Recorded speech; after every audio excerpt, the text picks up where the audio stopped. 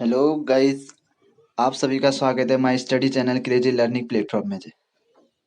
जैसा कि गाइस आपने थंबनेल में देख चुके होंगे कि हम उत्तराखंड की सीरीज शुरू कर रहे थे और उस सीरीज में गाइस आज हमारी ये थर्ड वीडियो है। गाइस इससे पहले हमने जो उत्तराखंड की वीडियो दी है उसमें हमने प्रागैतिहासिक काल पढ़ा है और आगे ऐतिहासिक काल पढ़ लिया गाइस। अब हम उससे आगे को बढ़ते हुए गाइस हम पहुंचे हैं गढ़वाल क्षेत्र में। आधे ऐतिहासिक काल से आगे को शुरू कर रहे हैं गाइस हम आज। तो सो गाइज हमारी जो वीडियो होगी आज हम गढ़वाल क्षेत्र और कुमाऊं क्षेत्र को हम क्या करेंगे, कवर करेंगे गाइज। सो गाइज हम स्टार्ट करते हैं आज का हमारा टॉपिक गढ़वाल क्षेत्र। और इससे पहले जो वीडियो आपने नहीं देखी है तो गाइज उस वीडियो को देख लीजिएगा, उसके बाद इस वीडियो में आइएगा। ओके। सो गाइज हम स्टार्ट करते हैं आज का टॉपिक गढ़वाल क्षेत्र। गढ़वाल क्षेत्र की बात करें गाइज, इसमें वैदिक काल में गाइज इस क्षेत्र में को हम हेमवत कहा जाता था। तो गाइज आपसे क्वेश्चन यहीं पर को बन जाएगा कि हेमवत शब्द का यूज इस क्षेत्र में किस में कहा जाता है, तो वैदिक काल में कहा जाता है गाइज। ठीक है ना गाइज, वैदिक काल में इस क्षेत्र को हेमवत कहा जाता है। इससे पहले गाइज हमने पढ़ा है हिमवंत। क्या पढ़ा है गाइज? हिमवंत। हिमवंत बोला जाता है गाइज, हिमवंत बोला जाता है किसमें? बौद्ध साहित्य में। और हेमवंत बोला जा रहा है गाइज वैदिक काल में। तो आपने इनको दोनों क्वेश्चन को आपने समझना है। हेमवंत भारत में उत्तर कुरु, महाभारत में आपका इस किस शब्द का प्रयोग किया गाइज? उत्तर कुरु का। ये क्वेश्चन आ चुका है गाइज कि उत्तर कुरु शब्द का प्रयोग किस में हुआ है, तो महाभारत में हुआ गाइज। और आगे बात करते हैं, तथा पुराण काल में केदार खंड कहा जाता है। गाइज पुराण काल में क्या कहा गया है? केदार खंड कहा गया इस क्षेत्र को गाइज। ठीक है ना गाइज, क्षेत्र को पूछेगा गाइज किसमें किसको का क्या कहा गया, आपको याद रखना है कि हेमवंत कहा गया वैदिक काल में गाइज इस क्षेत्र को। उत्तर कुरु इस क्षेत्र को किसमें कहा गया? महाभारत में कहा गया है। और केदार खंड इस क्षेत्र को पुराण काल में कहा गया है। गाइज आपको ये सब अच्छे से याद रखना है। वैदिक काल में क्या कहा, महाभारत में क्या कहा, पुराण में क्या कहा। Okay guys. जबकि पुराणोत्तर काल में गाइज ये क्या है? पुराणोत्तर काल में इस क्षेत्र को केदार मंडल, बद्रिका क्षेत्र, तपोभूमि, किरात मंडल आदि नामों से जाना जाता है गाइज। ठीक है ना गाइज, पुराणोत्तर काल में। ठीक है गाइज, पुराणोत्तर काल में इस क्षेत्र को, ऊपर है पुराण काल में और ये पुराणोत्तर काल में गाइज इस क्षेत्र को कहा गया है केदार मंडल, बद्रिका क्षेत्र, तपोभूमि और किरात मंडल। ठीक है ना गाइज, पुराण में कहा गया। आप समझ सकते हैं केदार खंड, केदार मंडल, तो आप समझ सकते पुराण पुराण। ठीक है ना गाइज, हो जाएगा। आगे बढ़ते हैं, आगे देखते हैं। और साथ ही साथ गाइज यहाँ इसका नाम गढ़वाल क्षेत्र पड़ने का कारण यह भी रहा था, जो अजयपाल राजा था 52, इसने क्या करा था? 52 गणों को क्या करा था गाइज? विजय प्राप्त की थी इसने, तभी इस क्षेत्र का नाम भी क्या पड़ा था? गढ़वाल पड़ा था। ओके गाइज, आगे देखते हैं। गढ़वाल पढ़ने का कारण ये हो गया गाइज। जो इंपॉर्टेंट होगा गाइज उसको हम आपको बताएंगे कि आप इसको नोट कर लीजिएगा, जहाँ से क्वेश्चन पूछे जाते हैं या पूछे गए हैं। आगे देखते हैं। गणों के निर्माण के कारण इस क्षेत्र में बहुत ज्यादा विशेषता रही है। ऋग्वेद में वर्णित है कि इस क्षेत्र में राजा संबर ने 100 गणों को क्या करा था? देवराज इंद्र और सुदास ने क्या किया था? नष्ट किया। गाइज राजा असुर राजा संबर था, उसके 100 गणों को देवराज इंद्र और सुदास ने क्या कर दिया था गाइज? नष्ट कर दिया था। यह सब वर्णित है किसमें गाइज? ऋग्वेद में वर्णित है। आपको यह समझना है कि गणों की विशेषता, तो इस जो क्षेत्र इसका बहुत प्राचीन विशेषता ही रही है कि गणों का निर्माण करना है, इसकी क्या रही है? गढ़वाल क्षेत्र में तो पुराने से चलते आ रहा है गणों का निर्माण। और ऋग्वेद में भी बताया गया है कि गाइज यहाँ जो राजा संबर था ना गाइज, यहाँ भी देखो गाइज, यहाँ भी हमको सुनने को मिला गढ़। तो उसके भी तो 100 गणों को राजा संबर के, असुर राजा संबर के 100 गणों को देवराज इंद्र और सुदास ने क्या कर दिया था? नष्ट कर दिया था। ऋग्वेद में वर्णित है गाइज ये। किसमें वर्णित है? ऋग्वेद में वर्णित है। राजा संबर के 100 गणों को देवराज इंद्र सुदास ने नष्ट कर दिया था। आगे बढ़ते हैं गाइज और देखते हैं। और गाइज देखें इसमें कि ऋग्वेद के अनुसार ही गाइज, ऋग्वेद के अनुसार ही क्या हुआ था कि जो प्रलय के बाद इस क्षेत्र में प्राणा गांव में सप्त ऋषियों ने अपने प्राणों की रक्षा की थी गाइज। प्राणा गांव में, आपको गांव पता होना चाहिए, गांव का नाम पूछ सकता है। प्राणा गांव में प्राण की रक्षा तो प्राणा गांव में। और ये सब किसमें बताया गया? ऋग्वेद में बताया गया गाइज। ये आपको समझना है किसमें बताया गया? ऋग्वेद में। और यहीं से क्या हुआ? सृष्टि का निर्माण हो गया गाइज। सृष्टि का निर्माण हुआ तथा आरंभ हुआ। और क्या हुआ? मरीच, अंगिरा, अत्रि, अगस्त्य, भृगु, वशिष्ठ मुनि आदि वंशों की परंपरा शुरू हो गई गाइज। ठीक है ना। यहाँ से गाइज आगे देखते हैं। ये जो आपको दिखेगा इसके आगे, यहाँ जो कुबेर की राजधानी अलकापुरी भी स्थित है गाइज। अलकापुरी किसकी राजधानी है? कुबेर की राजधानी है। आपसे पूछेगा कुबेर की राजधानी कहाँ है, तो आपको पता होना चाहिए अलकापुरी। और जो आदि पुरुष मनु थी उसकी भी जन्म निवास स्थली है गाइज ये। कौन सी? अलकापुरी। क्लियर है ना गाइज? अलकापुरी, जो अलकापुरी है आपको याद रखना है अलकापुरी क्या है। तो अलकापुरी किस किस का है? कुबेर की राजधानी और आदि पूर्वज मनु की क्या है? निवास स्थल है। ठीक है, ओके गाइज। आगे देखते हैं, आगे जाते हैं, आगे देखते हैं। जो ब्रह्मा के जो मानस पुत्र थे गाइज, ब्रह्मा के मानस पुत्र जिनका नाम था दक्ष, मरीच, पुलस्त्य, पुलूर, ऋतु, अत्रि, इनका निवास स्थान भी गढ़वाल ही है। गाइज आपसे पूछ सकता है कि ब्रह्मा के मानस पुत्रों में से कौन नहीं है, तो आप देखिए गाइज इनमें ब्रह्मा के मानस पुत्र आपको देखने को मिलेंगे दक्ष, मरीच, पुलत्स्य, पुलूर, ऋतु और अत्रि। ठीक है ना गाइज, ये आप याद कर लीजिएगा। आगे देखते हैं। हरिराम धस्माना, भंजन सिंह, शिवानंद नौटियाल, इतिहासकार का मत है कि ऋग्वेद में सप्त ऋषि देश का जो वर्णन किया गया है, जो सप्त सिंधु देश है ना, वह गढ़वाल भूमि ही है बोला है। ठीक है ना गाइज, जो ऋग्वेद में आपसे ये क्वेश्चन ऐसे पूछेगा कि सप्त सिंधु देश का उल्लेख किस में किया गया, तो आपको बताना होने ऋग्वेद में किया गया है। क्लियर है ना गाइज? आपको जो क्वेश्चन किस तरीके से पूछ रहा है वो बताया जा रहा है आपको, तो आपने उस तरीके से अपनी परीक्षा वाणी को कवर करना है गाइज। मेरा मकसद बस ये है कि आपको कैसे परीक्षा वाणी पढ़नी है वो बताना। ठीक है ना गाइज? सो गाइज आपको पता होना चाहिए कि शब्द सिंधु देश का उल्लेख किसमें किया गया है, तो आपको सीधे सीधे कहना है ऋग्वेद में, गढ़वाल भूमि यही थी। ठीक है, आगे बढ़ते हैं। इस क्षेत्र में बद्रीनाथ के पास आपको देखने को मिल सकती है गणेश, नारद, मुचकुंद, व्यास और स्कंद। ठीक है, ये गुफाएं आपको देखने को मिलती है। वैदिक ग्रंथों की रचना की गई थी इन्हीं में। और गाइज यहीं पर देखेंगे ऋग्वेद में वर्णित सरस्वती नदी का संबंध भी यहीं से है गाइज। इसके ऋग्वेद में कि सरस्वती नदी के बारे में बताया गया है, ऋग्वेद में वर्णित है गाइज। सरस्वती नदी का संबंध जो बताया गया है सरस्वती नदी के बारे में, उनका नाम आया है वो ऋग्वेद में से ही आ चुका है। ठीक है गाइज, ऋग्वेद में वर्णित है सरस्वती नदी का नाम। तो आपसे पूछ सका सरस्वती नदी का सबसे पहले वर्णन किसमें है, तो ऋग्वेद में सरस्वती नदी का उल्लेख है। क्लियर हो गया? और ये बद्रीनाथ चमोली के पास आपको बद्रीनाथ में आपको क्या क्या देखने को मिलेगी गाइज? कौन कौन सी गुफा देखने को? गणेश, नारद, मुचकुंद, व्यास, स्कंद आदि गुफाएं आपको देखने को मिलेगी चमोली के वहां। ठीक है ना गाइज, क्लियर रहेगा?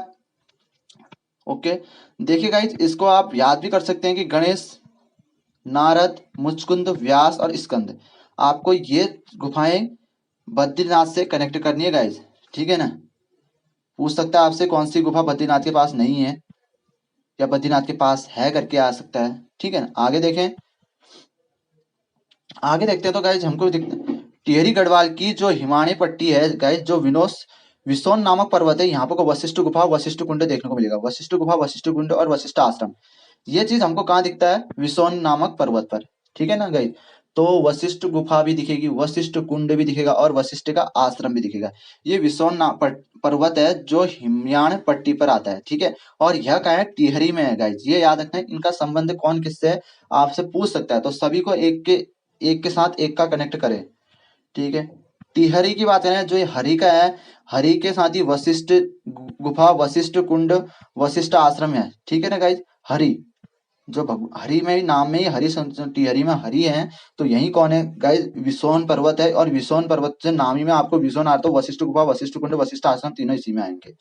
ठीक है, और बात की जाती है गाइज यहाँ से जो राम जी का वनवास था, वहां उनकी जाने पर वशिष्ठ मुनि और वशिष्ठ जो उनकी पत्नी थी अरुंधति ने यही निवास किया था बोला जाता है। जब राम जी वनवास चले गए थे तो वशिष्ठ मुनि जो थे उनके साथ उनकी पत्नी अरुंधति ने यही निवास किया था बोलते हैं। कहाँ गाइज? ये जो विसोन नामक पर्वत है ना गाइज, तभी तो यहाँ वशिष्ठ जी रहे होंगे। तो वशिष्ठ गुफा बनी, वशिष्ठ कुंड बना, वशिष्ठ आश्रम बना। ठीक है, तो आपको याद होना चाहिए पट्टी हिमयान पट्टी में है, विसोन पर्वत है, ये कहाँ है? हमारा हरि, टिहरी में है। क्लियर ना गाइज? सो आगे बढ़ते हैं, आगे देखते हैं गाइज इसमें कि गढ़वाल क्षेत्र में देवप्रयाग की शीतोष्ण पट्टी में सीता जी यहीं क्या हुई थी? पृथ्वी पर समाई थी, धरती में समाई थी गाइज। आपसे पूछेगा कि शीतोष्ण पट्टी कहाँ है, तो आपको पता होना चाहिए गाइज शीतोष्ण पट्टी जहाँ मंसार में प्रतिवर्ष मेला लगता है गाइज। मंसार का प्रतिवर्ष मेला कहाँ लगता है, तो आपको पता होना चाहिए मंसार का मेला लगता है देवप्रयाग में। गाइज क्वेश्चन ये पूछा जाएगा कि मंसार का मेला कहाँ लगता है, तो आपको पता होना चाहिए देवप्रयाग में मंसार का मेला लगता है या शीतोष्ण पट्टी में सीता जी जहाँ पृथ्वी में समाई थी। क्लियर है गाइज। इसी देवप्रयाग में गाइज आपको इसी देवप्रयाग में भगवान राम का एक मंदिर है, और ऐसी मान्यता है कि भगवान राम ने अंतिम समय में यही तपस्या की थी देवप्रयाग में। ठीक है ना गाइज, क्लियर रहेगा। ओके, आगे बढ़ते हैं। आगे देखते हैं गाइज, इसमें देवप्रयाग के हो गया हमारा। आगे देखते हैं इसमें। सो गाइज यहाँ देखें, इस देवप्रयाग से गाइज एक क्वेश्चन और पूछा जाता है कि महाभारत में देवप्रयाग को समस्त तीर्थों का शिरोमणि तथा समग्र पापों का विनाशक कहा गया है। गाइज ये जो देवप्रयाग है, देवप्रयाग को ही गाइज जो देवप्रयाग है इसी को समस्त पापों का विनाशक और ये क्या बोला गया है, समस्त तीर्थों का शिरोमणि कहा गया है। क्लियर है गाइज, आपको ये याद रखना है। आगे बढ़ते हैं। जो एक्स्ट्रा फैक्टर है इसी के साथ साथ मैं आपको बताते जा रहा हूँ, जो एक्स्ट्रा फैक्टर आप नोट कर लीजिएगा गाइज उसी में। ठीक है ना गाइज, आगे देखते हैं। टिहरी के जगह में, टिहरी गढ़वाल में ही लक्ष्मण जी का एक, जहाँ उन्होंने तपस्या की थी वो स्थान है, उसको क्या बोला जाता है, तपोवन बोला जाता है। गाइज आपको तपोवन अलग अलग देखने को मिलेंगे। आप ये अभी टिहरी गढ़वाल में देख रहे हैं, लक्ष्मण जी ने जहाँ तपस्या की थी, ठीक है, उस तपोवन की बात कर रहे हैं, वो कहाँ है, टिहरी में है। क्लियर गाइज, जो लक्ष्मण जी ने तपस्या की थी वो हमारा कहाँ है, टिहरी में है। ओके, तो और देखते हैं आगे। आपसे पूछा जाता है कि लक्ष्मण जी ने जहाँ तपस्या की थी वो कहाँ है, तपोवन में तपस्या की थी, आप सबको पता है। बट गाइज वो कहाँ है करके पूछेगा, आपको पता होना चाहिए कि कहाँ है वो, टिहरी में। गाइज ये क्वेश्चन पूछेगा कि कहाँ है टिहरी गढ़वाल। तपस्या तो सभी को पता रहेगा, लक्ष्मण जी ने तपस्या तपोवन में की थी, बट है कहाँ वो, टिहरी में है गाइज। ठीक है, लक्ष्मण जी का जो तपोवन था हरि के द्वारा बनाया, तो मतलब समझ सकते हैं कि हरि वाला है तो टिहरी नाम। क्लियर है, कनेक्ट कर सकते हैं आप। आगे देखते हैं।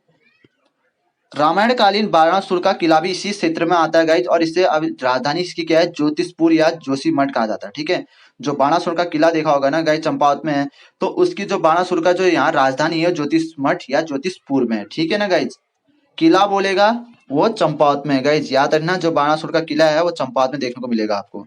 ठीक है, और आगे बढ़ते हैं गाइज। महाभारत के जो वन पर्व है गाइज, महाभारत के वन पर्व में हरिद्वार को क्या कहा गया है, भृंगतुंग कहा गया है। ठीक है ना गाइज, जो महाभारत का वन पर्व है उसमें हरिद्वार को क्या कहा गया है, हरिद्वार से केदारनाथ भृंगतुंग कहा गया है। ठीक है, भृंगतुंग। तो क्वेश्चन पूछता है भृंगतुंग किसके लिए प्रयोग किया गया, तो भृंगतुंग आपको पता होना चाहिए, भृंगतुंग किसके लिए प्रयोग किया है, केदारनाथ के लिए। ठीक है, केदारनाथ के लिए भृंगतुंग शब्द का प्रयोग किया गया है। ओके गाइज, पर गाइज यहाँ आपको क्वेश्चन आपसे ये पूछेगा कि किस महाभारत के किस पर्व में केदारनाथ को भृंगतुंग कहा गया, तो आप क्वेश्चन टफ बन सकता है। तो आपको पता होना चाहिए कि आप इस वन पर्व, गाइज महाभारत के टोटल 18 वन पर्व हैं, उनमें से एक पर्व वन पर्व भी आता है गाइज। ठीक है, कहीं पे को आदि पर्व आएगा, कहीं पे को वन पर्व आएगा, तो आपको समझना है गाइज कौन से पर्व में क्या है बोला गया। क्वेश्चन आजकल यही पूछता है एग्जाम में, तो आपको पूरा ध्यान रखना है कि महाभारत का जो 18 पर्व हैं उनमें से जो वन पर्व की बात की जाती है गाइज, उस वन पर्व में ही केदारनाथ को क्या किया है, भृंग तुंग बोला है। ठीक है, हरिद्वार से केदारनाथ उसको क्या बोला है, भृंग तुंग। तो केदारनाथ के लिए भृंग तुंग शब्द किसमें प्रयोग किया गया, वन पर्व में प्रयोग किया है। ठीक है ना गाइज, केदारनाथ के लिए भृंग तुंग वन पर्व में प्रयोग किया गया। ठीक है गाइज, और महाभारत में जो यात्रा का वर्णन भी किया गया, इसी यात्रा का वर्णन किया गया। यहाँ पर को गाइज एक याद रखना कि लोमस ऋषि के साथ गाइज, जो लोमस ऋषि के साथ पांडव के क्षेत्र में आने का उल्लेख भी है गाइज में। ठीक है ना गाइज, लोमस ऋषि का पांडवों के साथ इस क्षेत्र में आने का वर्णन भी इसी पर्व में है गाइज। ठीक है, वन पर्व में है गाइज, किस पर्व में, वन पर्व में है। और यहीं से क्या किया मान्यता है कि जो पांडव और द्रौपदी और कुंती यहीं से क्या गए थे, स्वर्ग को गए थे। क्लियर है ना गाइज, जो लोमस ऋषि गाइज, आपको ये ऋषि का नाम क्या है, लोमस ऋषि गाइज। ठीक है ना, लोमस ऋषि के साथ पांडव के क्षेत्र में आने का उल्लेख किसमें किया गया, वन पर्व में। किस पर्व में, वन पर्व में, महाभारत के अंदर। ठीक है ना गाइज, ओके, आगे बढ़ते हैं गाइज। आगे देखते हैं। महाभारत के वन पर्व के अनुसार इस क्षेत्र में पुलिंद एवं किरात जनजातियों का अधिपत्य था। पुलिंद राजा सुबाहु क्या थी, की राजधानी क्या थी, श्रीनगर थी। ठीक है, और इन्होंने पांडवों की ओर से क्या रहा था, युद्ध में भाग लिया था। गाइज यहाँ आपको ध्यान देना कि महाभारत का जो वन पर्व है, महाभारत का वन पर्व के अनुसार इस क्षेत्र में कौन थे, पुलिंद, जिनको कुड़िंद भी बोला जाता है गाइज, पुलिंद कुड़िंद एक ही हैं, और किरात, इन जनजातियों का क्या था, अधिपत्य था। क्लियर है गाइज, और पुलिंद राजा, जो ये पुलिंद कुड़िंद बोला हमने अभी आपको, तो जो ये पुलिंद राजा हैं, इसकी राजधानी, जो राजा था सुबाहु, इसकी राजधानी क्या थी, श्रीनगर। ठीक है ना गाइज। तो आपको पता होना चाहिए कुड़िंद की सबसे पहली राजधानी क्या रही है, श्रीनगर रही है गाइज। जी आपसे पूछेगा कई क्रम में राजधानियों का क्रम चेंज होते रहा है, तो सबसे पहली राजधानी इनकी क्या रही है, श्रीनगर रही है। ठीक है, और इन्होंने पांडवों की ओर से भाग लिया गाइज। ठीक है ना गाइज, पांडवों की ओर से भाग लिया है इन्होंने। क्लियर रहेगा, आगे बढ़ते हैं। सुबाव के बाद यहाँ राजा विराट का उल्लेख भी है गाइज, जिसकी राजधानी जौनसार के पास विराटगढ़ी में, और इसकी पुत्री के साथ अभिमन्यु का क्या हुआ था, विवाह हुआ था गाइज।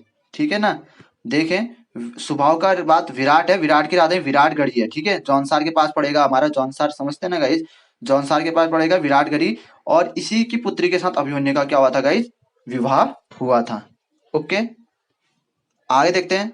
प्राचीन काल में बद्रिक आश्रम और कर्णाश्रम दो शक्ति यहाँ विद्यापीठ भी थे गाइज। इनमें से इसी विद्यापीठ में गाइज कर्ण आश्रम में, ठीक है, जो दो विद्यापीठ थे, एक बद्रिक आश्रम एक कर्ण आश्रम, इसमें से दुष्यंत और शकुंतला के प्रेम संबंध का इसमें प्रसिद्ध है इसी कर्ण आश्रम से, और भरत का जन्म भी इसी कर्ण आश्रम से रिलेटेड है। और बात की जाए, महाकवि कालिदास ने भी इसी कर्ण आश्रम में अभिज्ञान शाकुंतलम की रचना की थी। नदी थी मालिनी नदी। ठीक है, और इस कर्ण आश्रम को वर्तमान में क्या कहा जाता है गाइज, चौका घाट कहा जाता है। क्या कहा जाता है, चौका घाट कहा जाता है। और इस चौका घाट में गाइज बसंत पंचमी में मेला लगता है गाइज, याद है ना, बसंत पंचमी में क्या लगता है, चौका घाट में मेला लगाया लगता है। क्लियर है गाइज, याद रहेगा। और गाइज ये बद्रिक आश्रम की बात की जाए तो, बद्रिक आश्रम की बात कर रहे तो गाइज यहाँ बद्रिक आश्रम में आपको बताया था हमने कि यहाँ आपको क्या उल्लेख हुआ था कि वाक देवी का उल्लेख किससे, किस क्षेत्र के, वाक देवी होने का उल्लेख किस क्षेत्र से रिलेटेड था, बद्रिक आश्रम क्षेत्र से। ठीक है, आदि पर्व के अनुसार था ना गाइज, आदि पर्व के, महाभारत के आदि पर्व के अनुसार वाग देवी का निवास स्थान कहाँ बोला गया है गाइज, बद्रिक आश्रम बोला गया है, और वो आदि पर्व है गाइज। आगे बढ़ते हैं गाइज। धार्मिक ग्रंथों में कहीं कहीं केदार मस खस मंडले भी का शब्द का भी प्रयोग हुआ है। ठीक है ना गाइज, केदार खस मंडले शब्द का प्रयोग हुआ है। इस शब्द के अनुरूप केदार खंड को खस के पर्यायवाची माना गया है। तो आपसे पूछ सकता है कि केदार किसके पर्यायवाची माना गया है, खस के पर्यायवाची माना गया है। प्राचीन काल में खस जाति बहुत सशक्त थे, खसों के समय में यहाँ बौद्ध प्रचार भी अधिक हुआ है। आर्य, कुछ विद्वान इन्हें आर्य भी मानते थे। तो आपको समझना है, ठीक है, खसों का धार्मिक ग्रंथों कहीं केदार खस मंडले का प्रयोग हुआ है, इस खस का पर्यायवाची है। ठीक है ना गाइज ये, और खसों के समय किसका प्रचार प्रसार अधिक हुआ था, बौद्ध धर्म का प्रचार प्रसार अधिक हुआ था। क्लियर रहेगा गाइज, इतना क्लियर रहेगा आपको।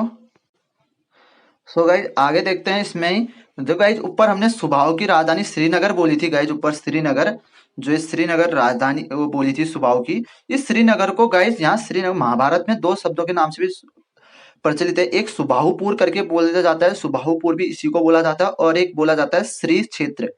क्या बोला जाता है गाइज, श्री क्षेत्र। ठीक है ना गाइज, ये इसके दो नाम है सुबाहुपुर के। ठीक है, सुबाहुपुर हो गया और श्री क्षेत्र हो गया। क्लियर है गाइज। और जो हमने आगे देखा था कि ऋषि किसके साथ आए थे, हमारे ऊपर जो बताया था आपको, ठीक है ना गाइज, ऊपर हमने जो लोमस ऋषि से गाइज, लोमस ऋषि, इनके साथ पांडवों की यात्रा का वर्णन है, वो किसमें, वन पर्व में। और गाइज इसी वन पर्व में जो एक ऋषि और आएंगे, ऋषि धौम्य बोलेंगे गाइज, क्या बोलेंगे, ऋषि धौम्य। ठीक है ना गाइज, एक मिनट, ऋषि धौम्य, धौम्य। इन ऋषि धौम्य में ने क्या किया था, युधिष्ठिर थे, उनको चारों धाम के, उत्तराखंड के चारों धाम के बारे में बताया था। ठीक है, किस पर्व में, वन पर्व में गाइज, वन पर्व में ही बताया था। ठीक है ना गाइज, याद रहेगा। गाइज एक और घटना की बात करें, एक और पर्व की बात करें, यहीं पर आया है तो आदि पर्व गाइज।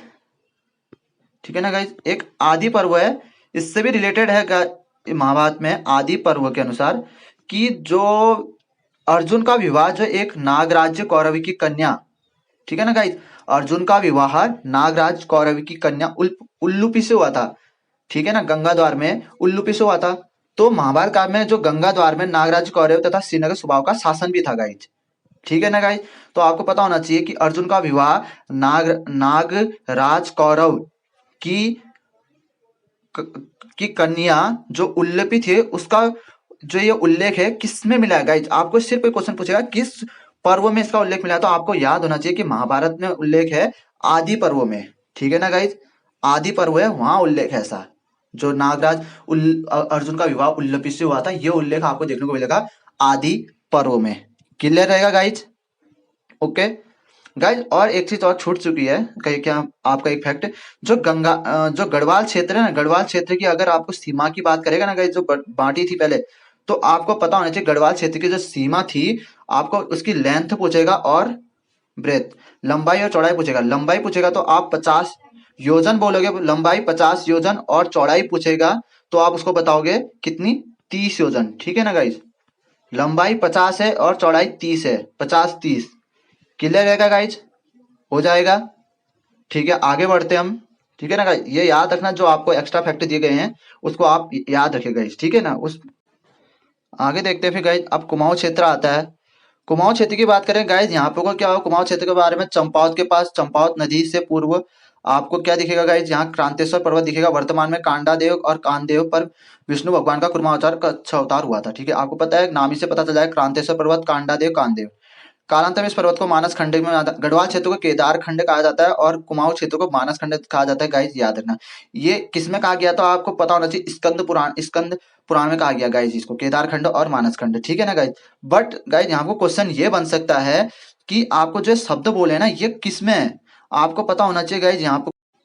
यहाँ पे देखें तो गाइज, यहाँ पे जो आ रहा है कि इसमें आपसे शब्द पूछ सकता है, कौन क्या है। ठीक है ना गाइज, आपको बताना है कि कुर्मांचल जो शब्द है ना गाइज, ये संस्कृत शब्द है। और जो आपसे पूछेगा कि कुर्मांचल शब्द आगे चलकर क्या हो, प्राकृत भाषा में क्या बना है, कुमु बना, तो आपको कुमु किस में था, आपको पूछेगा संस्कृत, प्राकृत, ये आपसे क्वेश्चन ये पूछ सकता है, तो आपको पता होना चाहिए प्राकृत में। और कुमाऊं किस में कहा गया, हिंदी में, तो आप कहीं कुमाऊं को प्राकृत ये ना बोलें। ठीक है, कुमाऊं हिंदी में है, कुमु हमारा प्राकृत में है, और हमारा कुर्मांचल हमारा संस्कृत में। गाइज यहाँ पर कोई ये ध्यान देना है, ये आपने पढ़ना है। ठीक है ना, हिंदी कुमाऊं को हिंदी में बोला, ठीक है, और प्राकृत में कुमु बोला गया, संस्कृत में कुर्मांचल बोला गया। ठीक है, आगे देखते हैं गाइज।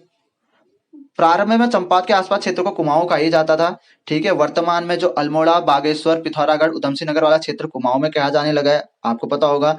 कुमाऊं का सर्वाधिक उल्लेख मैंने अभी आपको बता दिया, स्कंद पुराण के मानस खंड में मिलता है। मैंने आपको बताया स्कंद पुराण में ही मानस खंड और केदार खंड में बांटा गया है। ठीक है ना गाइस, ब्रह्म पुराण और वायु पुराण के अनुसार यहाँ किरात, किन्नर, यक्ष, गंधर्व, विद्याधर, नाग आदि जनजातियों का क्या था, निवास था। याद रखना गाइस, आपको ये किस में था, तो आपको पता होना चाहिए कि ब्रह्म पुराण और वायु पुराण में। गाइस क्वेश्चन पूछेगा कि इसका किसमें बताया, ब्रह्म पुराण में किरात, यहाँ किस जातियों का अधिपत्य था, तो आपको पता होना चाहिए किरात, किन्नर, यक्ष, गंधर्व, विद्याधर, नाग। ठीक है ना गाइस, महाभारत में जो कुर्मांचल क्षेत्र था, यहाँ किरात, किन्नर, यक्ष, तंगव और कुलिंद तथा खस आदि जातियों का। ठीक है, महाभारत में तो गाइस खस जाति देखने को मिली है, ब्रह्म पुराण में खस जाति नहीं देखने को मिली है गाइस। महाभारत में आपको खस जाति देखने को मिली है, कुलिंद जाति देखने को मिली है गाइस, पुलिंद, कुलिंद और तंगव जाति। ठीक है ना गाइस, और आपको ये किरात, किन्नर, यक्ष ऊपर भी देखने को मिल जाएगी, किरात, किन्नर और यक्ष। ठीक है ना, तो जो अंतर है, डिफरेंस, यहाँ इन तीनों का अंतर है और आपको यहाँ इन तीन का अंतर है, तो आपको ये याद रखना है। ब्रह्म पुराण, वायु पुराण में आपको देखने को मिलेगी गंधर्व, विद्याधर, नाग। महाभारत में देखने को मिलेगा तंगव, कुलिंद और खस। ठीक है, ये अंतर है। बाकी किरात, किन्नर, यक्ष याद रखना गाइस, किरात, किन्नर, यक्ष तीनों दोनों जगह मिल रहे हैं। जाखन देवी का मंदिर गाइस, आपको पता है यक्षों के निवास की पुष्टि करता है। जो अल्मोड़ा में जाखन देवी का मंदिर है, ये यक्षों के निवास की पुष्टि करता है। ठीक है, किसके निवास की पुष्टि करता है, यक्षों के। तो पूछता है यक्षों के निवास की पुष्टि कौन करता है, तो जाखन देवी मंदिर अल्मोड़ा का। ठीक है ना गाइस, आगे बढ़ते हैं।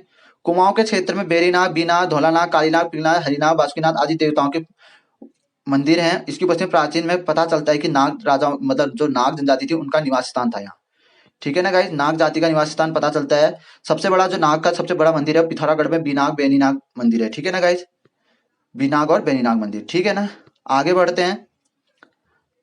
अपने स्वतंत्र भाषा में मुंडा भाषा जो है, किरातों के वंशज आज भी अस्कोट में डीडीहाट के नाम स्थान पर रहते हैं। गाइस हमने बताया था कि किरात जो प्रथम जनजाति है, वो हमारी क्या है, मुंडा, कोल, वो किसके अनुसार, श्री प्रसाद डबराल के अनुसार।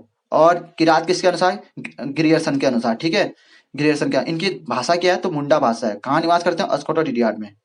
ओके, क्लियर रहेगा गाइज। आगे देखिए, कुमाऊं की जनजाति खस का उल्लेख, कुमाऊं की जातियों में खस का उल्लेख भी देखने को मिला है गाइज। यह बहुत सशक्त थी, बौद्ध धर्म के प्रचार प्रसार इसी के टाइम में हुआ था, और राजपूतों के प्रवेश से कुमाऊं में क्या थी, खसी प्रजाति थी गाइज। ये हमको याद रखना है, क्लियर है ना गाइज।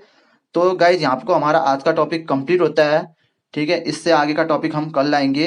अभी के लिए इतना ही। आपको अगर इसमें कुछ भी आपने पूछना है, तो आप हमारे कमेंट बॉक्स में जाकर कमेंट कीजिएगा कि आपको इस टॉपिक से यहाँ पर को कुछ पूछना है।